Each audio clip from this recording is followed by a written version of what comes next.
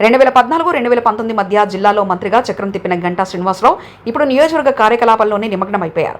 అధికారుల బదిలీలో కూడా సిఫార్సులకు విలువ ఇవ్వకపోవడంతో అసంతృప్తితో ఉన్నట్లు సమాచారం. అలాగే విశాఖ తూర్పు ఎమ్మెల్యే వెలగపూడి రామకృష్ణబాబు కూడా 2009 ఎన్నికల నుంచి వరుసగా జరిగిన 4 ఎన్నికల్లో విజయం సాధిస్తూ వచ్చారు. 2019 తర్వాత ఆయన మద్యం సిండికేట్లో కీలకంగా వ్యవహరించిన టాక్ ఉండేది. కానీ ఈ దఫా మాత్రం మద్యం విషయంలో దూరంగా ఉన్నారు. ఈ నియోజకవర్గంలో కార్పొరేటర్ల పెత్తనం పెచ్చిమీరిపోతున్నా పట్టించుకోవడం లేదు.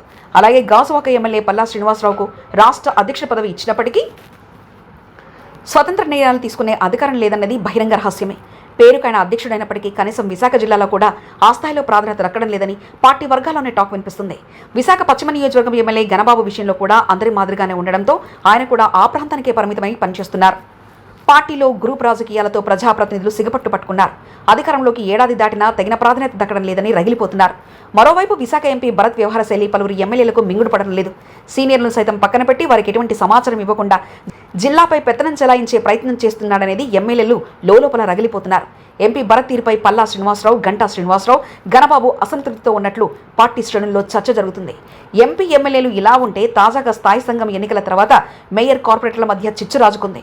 మేయర్ వ్యవహారశైలి కారణంగానే కార్పొరేటర్లు అసంతృప్తితో ఉన్నారన్న టాక్ వినిపిస్తుంది.